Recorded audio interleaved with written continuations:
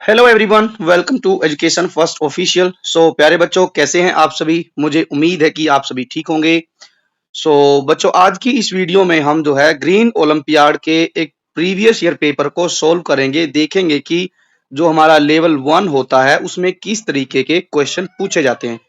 Already बच्चों, हमने इस जो है ग्रीन ओलंपियाड के लिए प्रिपरेशन के लिए अभी तक हमने सिलेबस डिस्कस किया है और एक वीडियो डाली है वाटर टॉपिक की वीडियो डाली है। अब जो वीडियो हमने डाली है बच्चों, उसमें से भी कई सारे क्वेश्चन डायरेक्ट इस पेपर में पूछे गए हैं। अब हम ये एक जो है पेपर डिस्कस करेंगे। एक और पेपर की वीडियो हमने डाली थी, वो भी प्लेलिस्ट में आपको मिल जाएगी। हम अब जो है बच्चों डेली ऐसे ही एक एक पेपर प्रीवियस ईयर का सॉल्व करेंगे, साथ ही टॉपिक भी लेके आते रहेंगे कि भाई कैसे कैसे टॉपिक इसमें आते हैं। जैसे पेपर से अब हम समझेंगे कि किस तरीके के टॉपिक हमने पढ़ने हैं। चलिए शुरू करते हैं, पहले क्वेश्चन से शुरू करते हैं और समझते हैं कि इसमें किस तरीके के टॉपिक आते हैं, ताकि आपको जो है प्रिपरेशन करने में आसानी रहे। जैसे फर्स्ट क्वेश्चन यहाँ पर दिया गया है कि limited source of energy can be renewed. Renewed मतलब कि भाई रिन्यू हो सकती है, दोबारा बन सकती है। Which of the following energy source is unlimited. ठीक है, तो मतलब यहाँ पर जो है हमने पढ़ा है एनर्जी के बारे में कि दो तरीके के सोर्स होते हैं। एक होता है रिन्यूएबल सोर्स और एक होता है नॉन रिन्यूएबल, नॉन रिन्यू। ठीक है, अब रिन्यूएबल सोर्स जो होता है वो ऐसा होता है कि भाई जो मतलब रिन्यू होता रहता है, जो मतलब समाप्त ही नहीं हो। जैसे इसका सोर्स होता है wind energy, wind energy. Second हम कहें जो है सोलर एनर्जी। ठीक है, ऐसे ही जैसे आपने एक हाइड्रो पावर प्लांट का नाम सुना होगा। ठीक है, वो सब रिन्यूएबल सोर्स होते हैं। अब यहाँ ये कहा है क्वेश्चन में कि कौन सा जो सोर्स है वो जो है एनर्जी का सोर्स है जो अनलिमिटेड है ना। अनलिमिटेड में ये बात कर ली हमने। यहाँ है coal, oil and natural gas and sunlight. अब हमें पता है कि जो सनलाइट है, सन जो है वो एक ऐसा सोर्स है एनर्जी का जो कभी समाप्त ही नहीं होगा। ठीक है, क्योंकि वो रिन्यूएबल सोर्स है। नॉन रिन्यूएबल में आएगा जैसे कोल है या फिर पेट्रोलियम है, ठीक है, डीजल है, नेचुरल गैसेज सीएनजी। ठीक है, ये सब आते हैं नॉन रिन्यूएबल, क्योंकि ये एक बार समाप्त हो गए तो इनको बनाने के लिए जो है हमारे मिलियंस ईयर्स लग जाते हैं। तो इसलिए इसका आंसर होगा सनलाइट, सी ऑप्शन होगा इसका। अब है नेक्स्ट है which of the following is not a sustainable means of transport. Sustainable sustainable means का मतलब होता है कि एक ऐसा ट्रांसपोर्ट जिसमें किसी प्रकार का कोई खर्च नहीं आए। ठीक है, बिल्कुल इको फ्रेंडली। सस्टेनेबल मीन्स का मतलब है कि इको फ्रेंडली रहे। इको फ्रेंडली सोर्स बताना है, मीन्स बताना है ट्रांसपोर्ट का। यहां होता है नोट, नहीं है। बुलक कार्ट, बाइसिकल, वॉकिंग और डीजल कार। देखो, अब जो बुलक कार्ट है इसमें हमारे एनवायरनमेंट को किसी तरीके का कोई नुकसान नहीं होता है। ठीक है, तो ये एक सस्टेनेबल मीन्स है। ऐसे ही आप जो साइकिल चलाते हैं वो भी बच्चों जो है इको फ्रेंडली सोर्स है, क्योंकि इससे जो है एनवायरनमेंट को किसी तरीके का नुकसान नहीं होता है। पैदल चलते हैं वो भी जो सोर्स है वो भी जो है इको फ्रेंडली है। बट डीजल कार जो है वो एक सस्टेनेबल जो है मीन्स ऑफ ट्रांसपोर्ट नहीं, क्योंकि जब कार चलेगी डीजल कार तो उससे कहीं ना कहीं धुआं निकलेगा, धुआं निकलेगा तो वो पोल्यूशन करेगा, पोल्यूशन करेगा तो क्या होगा, हमारे एनवायरनमेंट के लिए ठीक नहीं है, इको फ्रेंडली नहीं है। तो इसका आंसर होगा डी। अब है ये वाला क्वेश्चन बच्चों, माघ बिहू। माघ बिहू जो है बच्चों हमारी जो तुआऊ की टेक्स्ट बुक है ना, तुआऊ की एनसीईआरटी की जो तुआऊ की बुक है, उसमें बिल्कुल सेम टू सेम क्वेश्चन दिया गया है चैप्टर 1 में।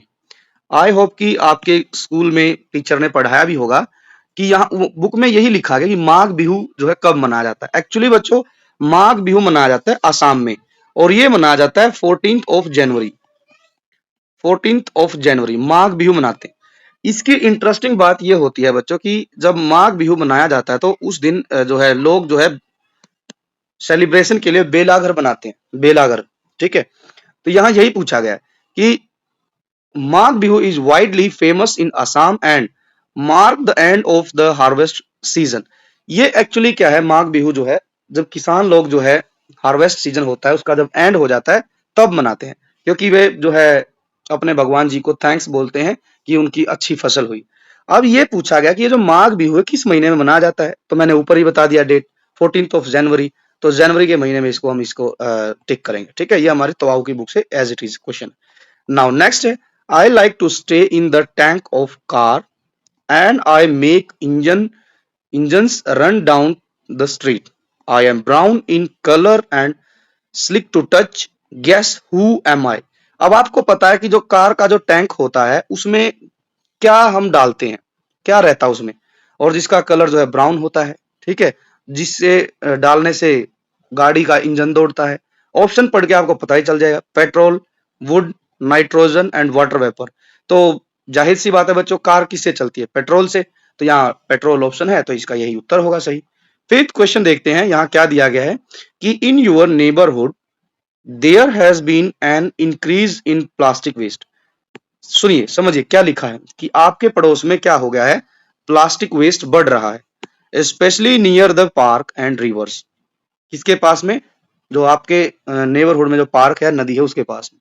What can you do to help reduce plastic pollution in your surrounding. आप जो है अपने आसपास प्लास्टिक पोल्यूशन को कम करने के लिए क्या कर सकते हैं। ये बच्चों हम जब टॉपिक डालेंगे टाइप ऑफ पोल्यूशन, तो उसमें भी हम कवर करेंगे।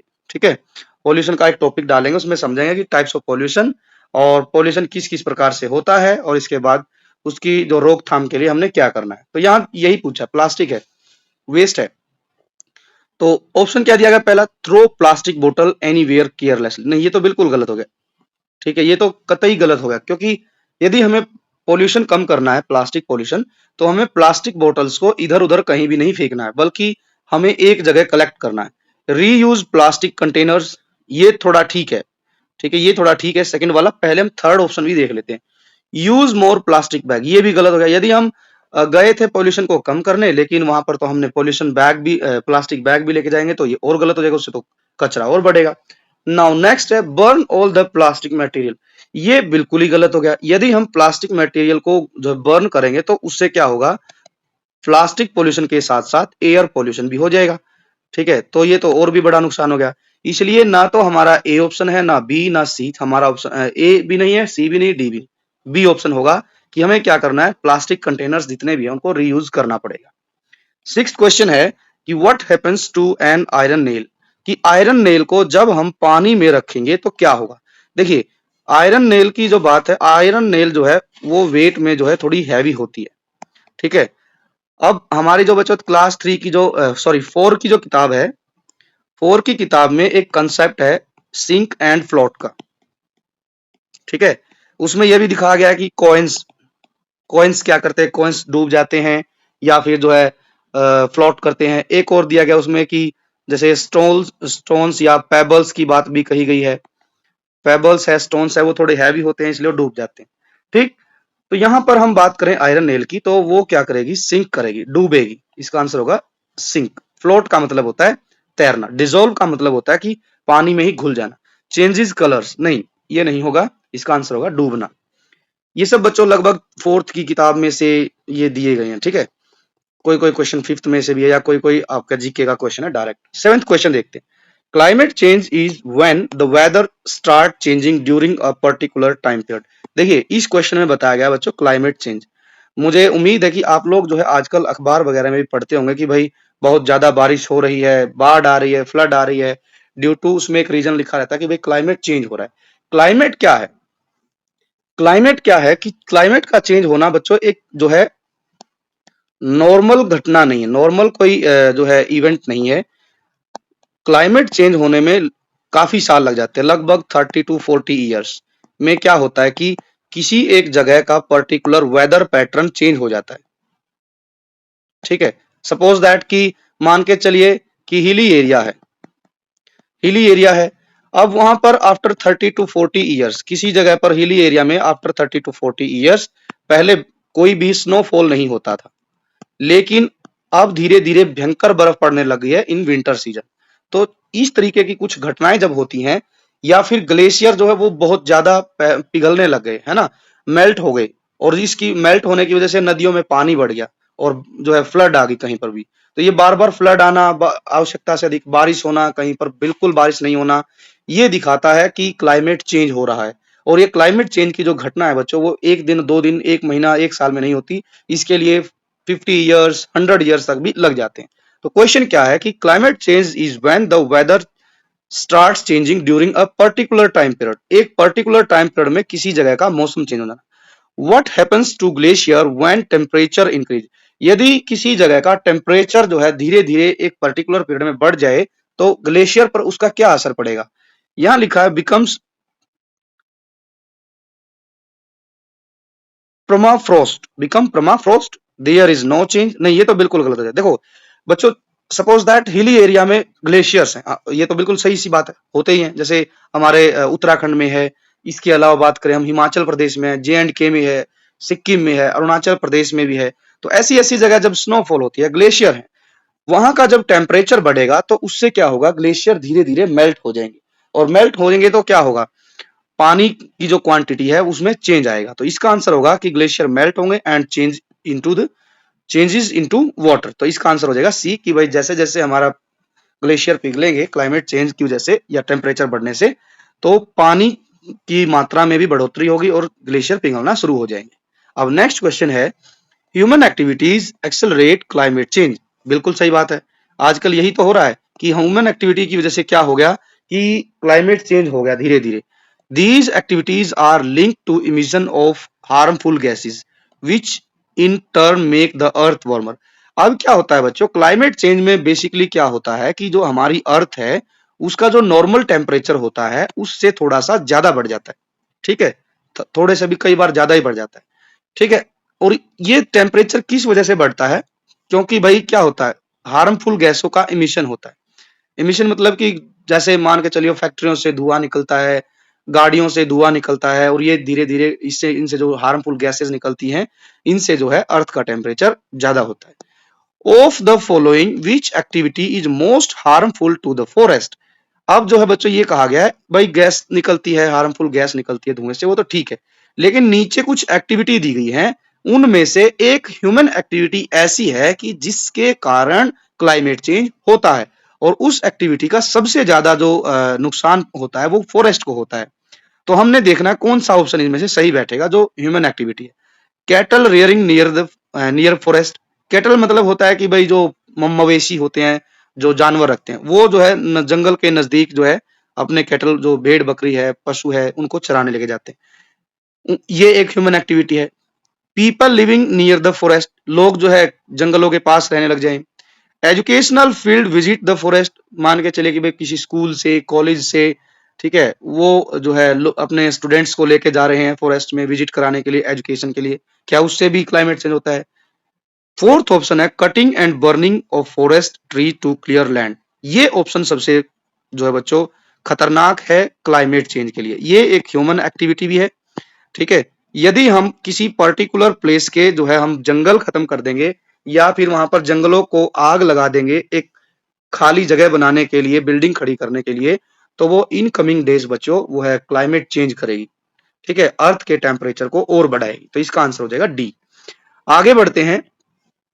ये क्वेश्चन बच्चों हमने जो वीडियो डाल रखी है उसमें डिस्कस कर रखा है, आप प्ले लिस्ट से चेक कर सकते हैं। Water shortage happens when the water is not sufficient for everyone to use. Water shortage का कंसेप्ट बताया गया कि वाटर शॉर्टेज तब होती है जब सभी के लिए पीने लायक पानी सफिशिएंट नहीं है। How can we deal with water shortage. यदि आपके मोहल्ले में, गली में वाटर शॉर्टेज है, तो आप उससे कैसे डील करेंगे। Options are by wasting water. आप क्या करेंगे, वाटर वेस्ट करेंगे, नहीं, बिल्कुल गलत हो गया। यदि वाटर की शॉर्टेज है और हम फिर भी वाटर वेस्ट कर रहे हैं तो बच्चों ये हम जो है गलत कर रहे हैं। Bye adopting water conservation practices, ये ठीक है, वाटर कंजर्वेशन प्रैक्टिसेस करनी है हमने, तब जाकर हम वाटर शॉर्टेज की जो प्रॉब्लम है उसको हम दूर कर सकते हैं। अब वाटर कंजर्वेशन कैसे करेंगे, यदि हमारे गली मोहल्ले में पानी कम आ रहा है तो हम क्या कर सकते हैं कि जब हम नहा रहे हैं, साबुन लगा रहे हैं, ठीक है, तो हम टैप बंद कर दे। ब्रश कर रहे हैं तो हम टैप बंद कर दे।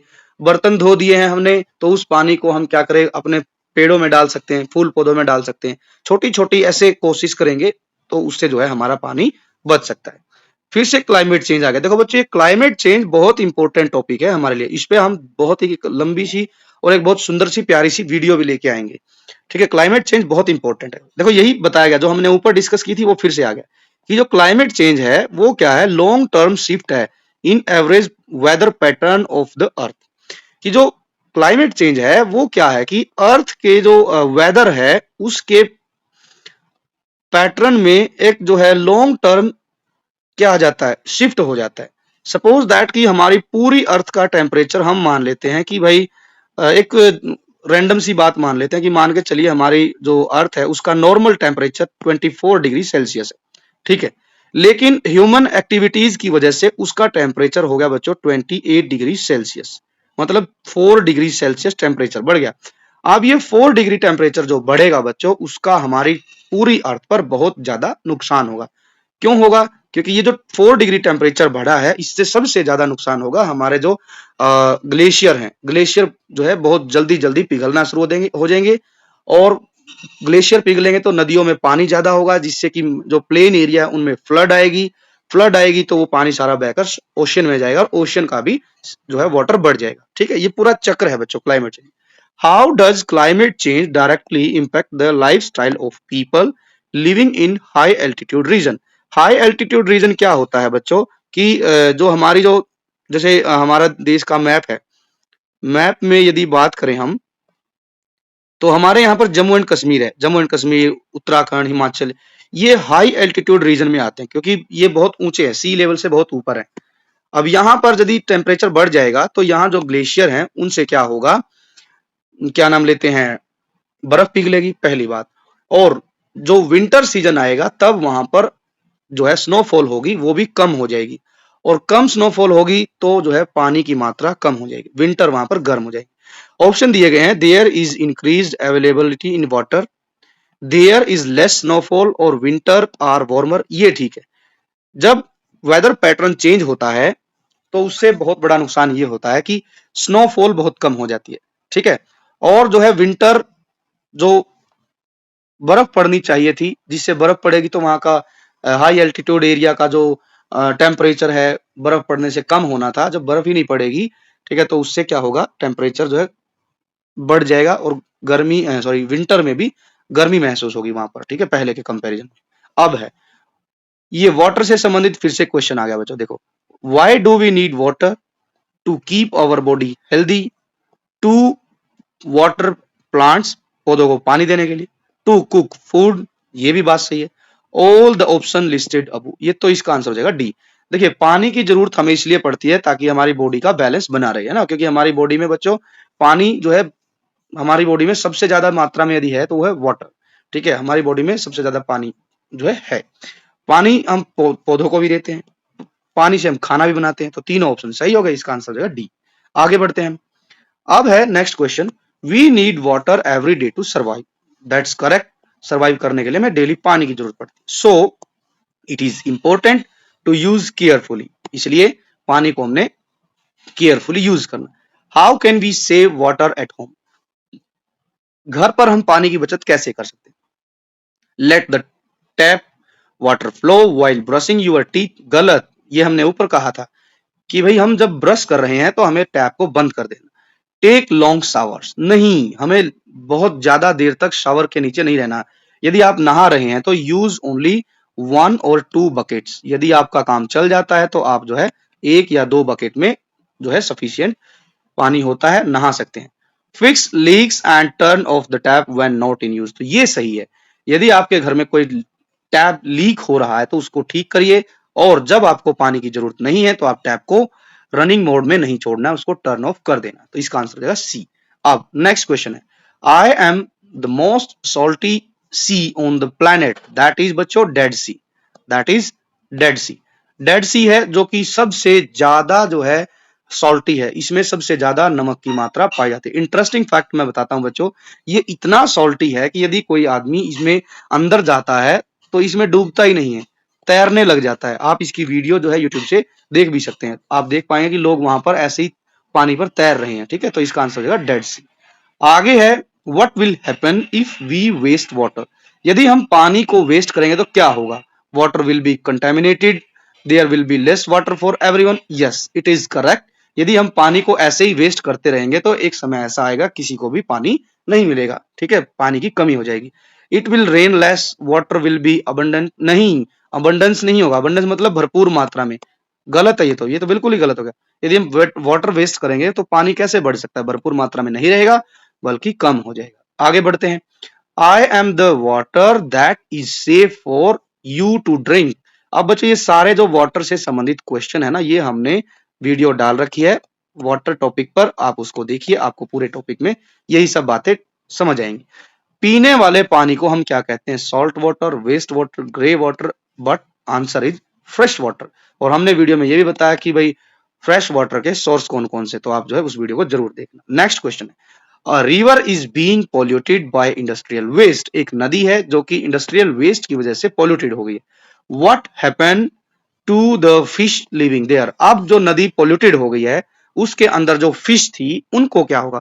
अब उनका क्या होना है बच्चों, यदि कोई रिवर पोल्यूटेड हो जाती है तो उसके अंदर पाई जाने वाली जो फिश हैं वो जो है बच्चों क्या होगी, या तो वो बीमार पड़ जाएंगी या फिर वो मर जाएंगी। दे वुड बिकम हेल्दी, ये तो बिल्कुल गलत है। अरे भाई जब किसी नदी में कूड़ा कचरा पड़ा है, ठीक है, तो वो पोल्यूटेड रिवर है, उसमें जो फिश हैं या जो भी एनिमल्स हैं, ठीक है, एक्वेटिक एनिमल्स हैं, वो भी धीरे धीरे तो बीमार पड़ जाएंगे या फिर मरना शुरू हो जाएंगे। ठीक है, इसका आंसर हो जाएगा A. Pollution dash life form forms. Pollution क्या करता है, हार्म करता है, प्रोटेक्ट नहीं करता, नो इफेक्ट नहीं, पोल्यूशन से बहुत इफेक्ट पड़ता है। यदि आपके आसपास एयर पोल्यूशन है तो आपको ब्रीदिंग प्रॉब्लम होगी, ठीक है, सांस लेने में दिक्कत होगी। एयर पोल्यूशन है, नॉइस पोल्यूशन है, नॉइस पोल्यूशन बहुत ज्यादा है तो आपको जो है ईयर में प्रॉब्लम होना शुरू हो जाएगी। ठीक है, नेक्स्ट क्वेश्चन है, what is rain water harvesting. ये फिर से क्वेश्चन आ गया बच्चों, इंपॉर्टेंट क्वेश्चन है, ऑलरेडी जो वाटर टॉपिक की वीडियो हमने डाल रखी है उसमें हमने बताया भी है। रेन वाटर हार्वेस्टिंग क्या है, collecting rain water for future, allowing rain water to flow easy flow away. गलत, कि भाई रेन वाटर आया और जो है ऐसे ही बह के चला गया, उसको अलाउ कर दिया, गलत हो जाएगा। तो using rain water for only for drinking purpose, ये भी गलत। Collecting rain water for pollution check, गलत। रेन वाटर हार्वेस्टिंग ये होता है कि हम रेन वाटर जो है उसको कलेक्ट करें फॉर फ्यूचर नीड, चाहे उसको हम एग्रीकल्चर पर्पज में लें, चाहे ड्रिंकिंग के लिए लें, कपड़े धोने के लिए लें, ठीक है, तो सब पर जो है कामों में उसको यूज किया जाता है। 19th क्वेश्चन है, why is it important to reduce food waste. Food waste जो होता है उसको हमने कम करना है, क्यों करना है, कम रिड्यूस क्यों करना चाहिए हमें। देखिए यहां लिखा है टू सेव मनी, यदि हम फूड रिड्यूस करेंगे, फूड वेस्ट, तो पैसे की बचत होगी, भाई बिल्कुल सही बात है। यदि हम खाने की बर्बादी को रोक रहे हैं, सपोज दैट हमने ऑर्डर किया 2 प्लेट्स और हमें भूख थी 1 प्लेट की, अब जो है हमने क्या किया, जो बाकी खाना बच गया उसको फेंक दिया। जब 2 प्लेट ऑर्डर किया तो हमने क्या किया, शॉपकीपर को पैसा भी ज्यादा दिया। ठीक है, यदि हम एक ही प्लेट मंगाएंगे तो मनी हमारा सेव होगा। ठीक, पहला तो ठीक है। टू रिड्यूस एनवायरमेंटल इंपैक्ट, ये भी सही है। जिस भोजन को आप खा रहे हो या फिर आपने वेस्ट कर दिया, उससे कहीं ना कहीं एनवायरमेंट पर भी इंपैक्ट पड़ता है, क्योंकि वो जाके दुकानदार है या शॉपकीपर है, वो उसको बाहर कहीं खुले में फेंकेगा, सडन होगी, ठीक है, एयर पोल्यूशन का कारण बनेगा। ठीक है, तो इसलिए हमने जो है फूड वेस्ट को बचाते हैं तो कहीं ना कहीं हम एनवायरमेंटल इंपैक्ट को भी कम करते हैं। To ensure everyone gets food to eat, यदि हम खाने की बर्बादी रोकते हैं तो इससे क्या होता है कि जो खाना बर्बाद होना था वो किसी और के काम आएगा। ठीक है, इसमें आंसर लगा रखा है सी, ये गलत है बच्चों, इसका आंसर होगा D. All the options listed above are correct. यदि आप फूड वेस्ट को रोकते हैं तो आप ये तीनों काम कर रहे हैं, आप अपना पैसा बचा रहे हैं, एनवायरमेंट को भी नुकसान जो हो रहा था उसको कम कर रहे हैं, और यदि आप फूड वेस्ट को कम कर रहे हैं तो खाना जो है किसी के काम आएगा। ठीक है, आगे बढ़ते हैं। 21st क्वेश्चन है, नहीं 21st नहीं, 20th क्वेश्चन।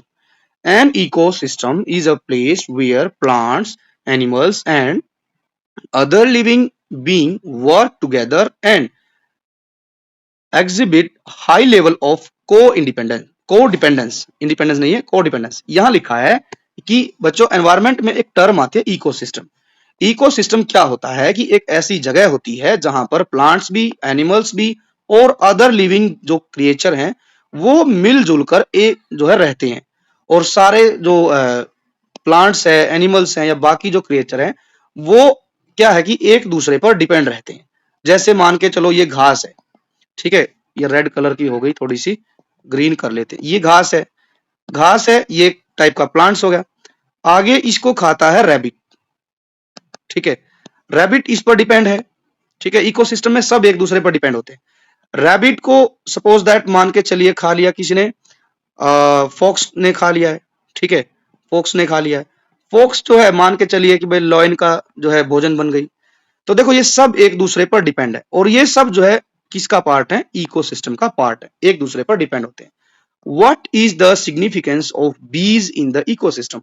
अब यहां कहा है कि जो बीज हैं, मधुमक्खी भी बच्चों जो है पार्ट होती है इकोसिस्टम का। ये क्यों जरूरी है? देखिए बच्चों, जो हमारे आसपास जो फ्लावर आते हैं, जो फ्रूट खाते हैं, ठीक है, ये सब बच्चों इनका पोलिनेशन जो होता है वो करती हैं मधुमक्खियां। यदि बच्चों हमारे एनवायरनमेंट से या इकोसिस्टम से मधुमक्खियों को हटा देंगे तो मधुमक्खियां जो है नहीं रहेंगी, तो पेड़ पौधे धीरे धीरे कम हो जाएंगे, समाप्ति हो जाएंगे। क्यों? क्योंकि नए पौधे बनेंगे नहीं जब तक पोलिनेशन नहीं होगा। पोलिनेशन क्या होता है, सपोज दैट ये एक फ्लावर है, ठीक है, ये एक फ्लावर है और दूसरा एक ये फ्लावर है। अब जो है पोलिनेशन में क्या होता है, जो बी है वो यहां बैठेगी, यहां से कुछ नेक्टर लेगी, शहद चूसेगी, उसके बाद जो फ्लावर का कुछ बिल्कुल सॉफ्ट सॉफ्ट पार्ट जो है बच्चों उसके पैर से, उसकी जो स्टिंग है उससे लग जाएगा, पंखों से लग जाएगा, फिर दूसरी जगह जाएगी तो वो जो मुलायम मुलायम सॉफ्ट सॉफ्ट पार्ट होता है वो इसमें लग जाएगा। इसी तरीके से बीज ये काम करती रहती है। तो ये इससे क्या होता है, पोलिनेशन होता है, ठीक है। तो बीज जो है वो इसलिए जरूरी है क्योंकि जो है वो क्या करती हैं, दे हेल्प इन पोलिनेशन, ये भी ठीक है। दे प्रोवाइड वैक्स, ये भी सही है, और दे प्रोवाइड हनी। यदि जो बीज नहीं हो तो बच्चों हमें शहद नहीं मिलेगा और वैक्स भी नहीं मिलेगा। वैक्स मतलब होता है मोम, है ना, से मोमबत्ती वाला मोम होता है। शहद हो सकता है वो सिंथेटिक होता है, लेकिन जो वैक्स मधुमक्खियां तैयार करती है वो नेचुरल वैक्स होता है बच्चों। तो इसका आंसर हो जाएगा all the options listed above are correct.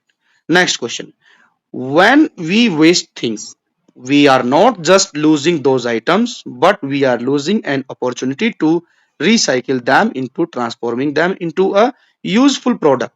यहां ये कहा है कि जब हम किसी चीज को वेस्ट करते हैं, सिर्फ हम उस आइटम को वेस्ट नहीं कर रहे हैं, बल्कि हम एक ऐसी अपॉर्चुनिटी भी मिस कर रहे हैं, लूज कर रहे हैं, जिससे क्या हो सकता था कि उस चीज को हम रिसाइकिल कर सकते थे, ट्रांसफॉर्म कर सकते थे किसी दूसरे प्रोडक्ट में, ठीक है। What can farmers do to convert waste on their farms into a useful product. तो यहां ये कहा है कि यदि एक किसान है, किसान को अपने खेत के जो वेस्ट हैं उनसे कोई एक नया यूजफुल प्रोडक्ट बनाना है, तो वो उस प्रोसेस के लिए इनमें से कौन सा ऑप्शन सही रहेगा? Compost the waste, burn the waste, dump the waste, ignore the waste. देखिए, जैसे किसान है, किसान के खेत में जो है वेस्ट होता है, कुछ ना कुछ वेस्ट निकलता है। सपोज दैट वेजिटेबल है, लीफी वेजिटेबल है ना, उनके लीफ है, वो अब वेस्ट हो गए। ऊपर जो अच्छी फसल थी वो तो किसान ले गया मार्केट में बेच दी।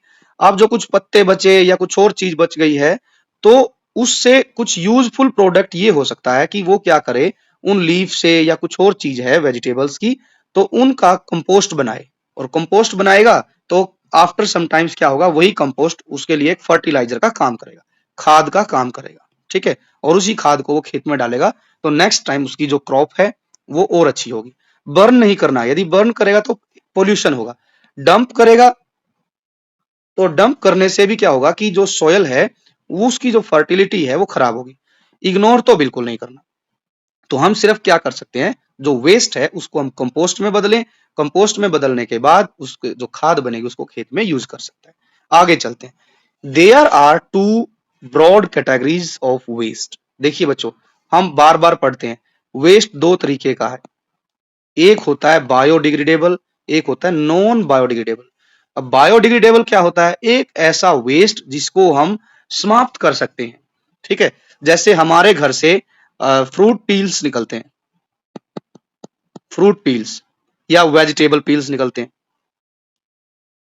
ठीक है, या फिर एग शेल्स हैं, ये सब क्या है, ये हमारे घर में अक्सर जो है विद इन 1-2 डेज ये हो जाते हैं हमारे घर में वेस्ट इस तरीके का, क्योंकि खाना बनता है। लेकिन कुछ ऐसा वेस्ट भी होता है जैसे प्लास्टिक बैग, ठीक है, प्लास्टिक बैग है या कोई प्लास्टिक कंटेनर है, या आप जो है प्लास्टिक बोतल देखते हैं, ठीक, ये सब क्या है, ये इजीली जो है प्लास्टिक वाले आइटम्स, ये इजीली जो है हम इनको समाप्त नहीं कर सकते, ठीक है, गला सड़ा के जैसे भी करके हम इनको इजीली हम इनको डिकम्पोज नहीं कर सकते, ठीक है। तो बायोडिग्रेडेबल ऐसे आइटम्स होते हैं जिनको हम इजीली क्या कर सकते हैं कि उनको हम जो है अर्थ में मिला दें, मिट्टी में दबा दें, तो आफ्टर सम टाइम्स वो जो है मिट्टी में ही मिलके एक जो है खाद बन जाती है। लेकिन जो नॉन बायोडिग्रेडेबल होते हैं वो यदि आप उनको बच्चों 10 ईयर्स आफ्टर 20 ईयर्स भी बाद में देखेंगे तो वो एज इट इज मिलेंगे। अब यहाँ लिखा है pick the odd one out from the list of waste material mention above. यहाँ पर जो है 4 ऑप्शन दिए गए हैं जिनमें से एक अलग है। ये लिखा है प्लास्टिक बोटल्स। प्लास्टिक बोटल्स जो है बच्चों नॉन बायोडिग्रेडेबल होती है।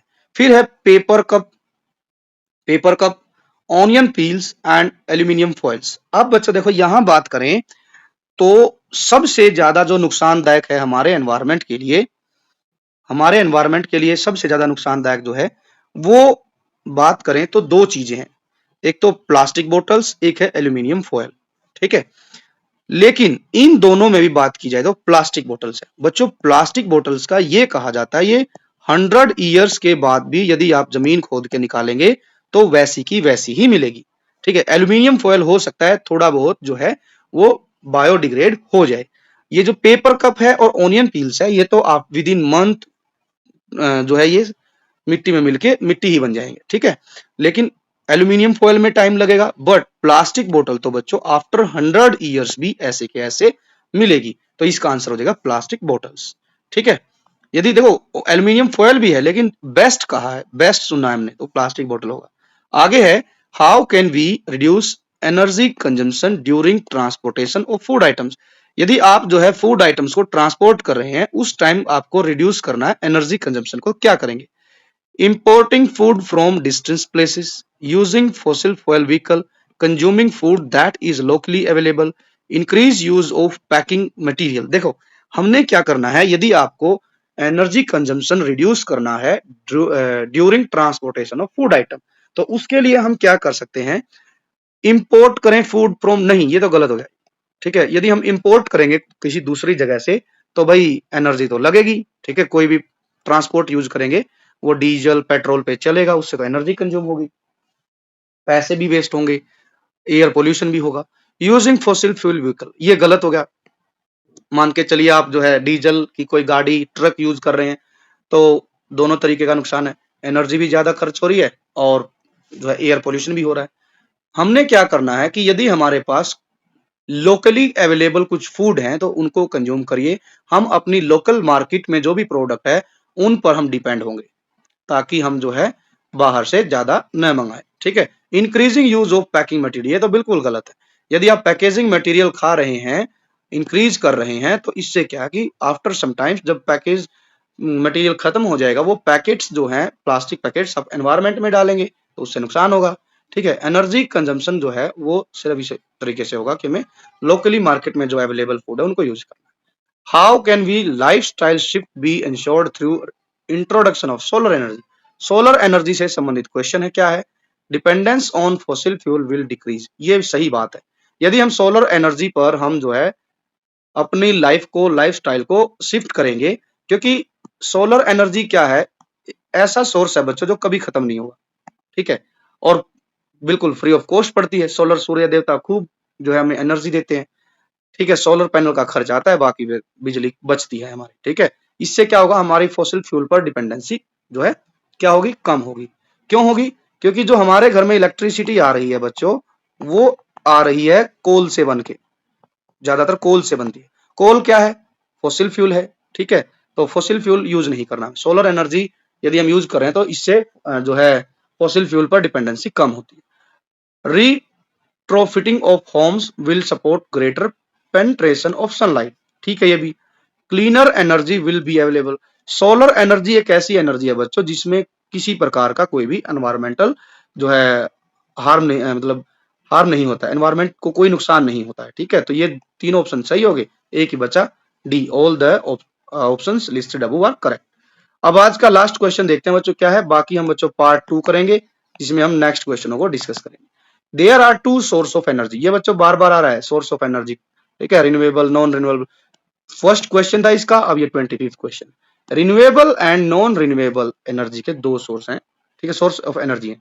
Which of the following is the odd one out in the category of non conventional energy. अब देखो, मैंने पहले ही क्वेश्चन में ये बताया था कि जो रिन्यूएबल एनर्जी होती है, जो हमें एनवायरमेंट से मिल जाती है इजिली, और जो है उसका एनवायरमेंट पर कोई नुकसान नहीं होता, वो तीन है। विंड एनर्जी है, सोलर एनर्जी जो हमें सन से मिलती है, विंड एनर्जी जो हमें हमारे आसपास जो विंड टरबाइन लगे होते हैं उनसे मिलती है, हाइड्रो पावर प्लांट लगते हैं, ठीक है, जैसे हमारा भाखड़ा नांगल डैम है, ठीक है, इसके अलावा और भी बहुत सारे डैम बने हुए हैं, उन पर हमें हाइड्रो पावर प्लांट लगाने पड़ते हैं, और वो बिजली भी जो पानी से मिलती है, ठीक है। तो ये तीनों तो हैं बच्चों हमारे रिन्यूएबल सोर्स, बट एक जो है अलग है, वो है फॉसिल फ्यूल, जिसमें हम बात करते हैं कोल, या फिर हमारा पेट्रोल, या फिर हमारी गैसेस, जैसे हमारे घर में एलपीजी यूज होती है, सीएनजी यूज होती है, तो ये सब जो है फॉसिल फ्यूल में आएंगे बच्चों। तो ये थे बच्चों हमारे 25 क्वेश्चन। आई होप कि आपको ये वीडियो, ये क्वेश्चन पेपर के जो क्वेश्चन है समझ आए होंगे। कुछ टॉपिक हमें पता चल गया बच्चों कि हमें क्या क्या तैयार करना है ग्रीन ओलंपियाड में, that are climate change, pollution, source of energy, ये करना हमने, वाटर वाला टॉपिक हमने बच्चों ऑलरेडी डाल रखा है, ठीक है, पोल्यूशन वाला टॉपिक करना है, वेस्ट मटेरियल से संबंधित टॉपिक करना, यही सब मेनली टॉपिक आते हैं, और इनकी हम तैयारी करते रहेंगे। मिलेंगे हम पार्ट 2 में, तब तक के लिए इस वीडियो को आप देखिए, दोबारा देखिए, दोस्तों के साथ शेयर कीजिए। Thanks for watching, take care and bye bye.